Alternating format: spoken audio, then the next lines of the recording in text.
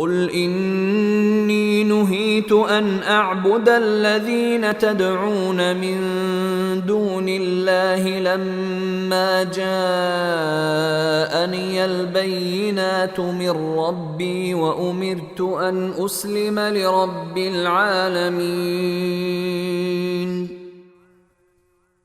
اے پیغمبر، کافروں سے کہہ دو کہ مجھے اس بات سے منع کر دیا گیا ہے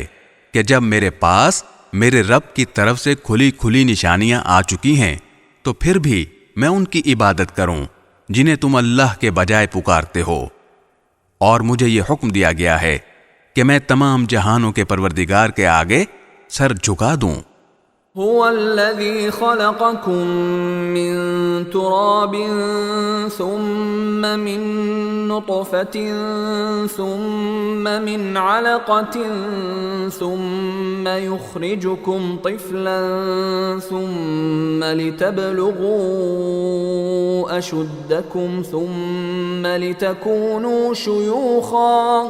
وَمِنكُم مَّن يُتَوَفَّى مِن قَبْلُ وَلِتَبْلُغُوا أَجَلًا مُّسَمًّى وَلَعَلَّكُمْ تَعْقِلُونَ۔ وہی ہے جس نے تمہیں مٹی سے پیدا کیا، پھر نطفے سے، پھر جمے ہوئے خون سے، پھر وہ تمہیں بچے کی شکل میں باہر لاتا ہے، پھر وہ تمہاری پرورش کرتا ہے تاکہ تم اپنی بھرپور طاقت کو پہنچ جاؤ اور پھر بوڑھے ہو جاؤ،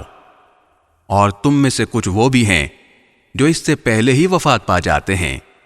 اور تاکہ تم ایک مقرر میعاد تک پہنچو اور تاکہ تم عقل سے کام لو۔ هو الذی یحیی ویمیت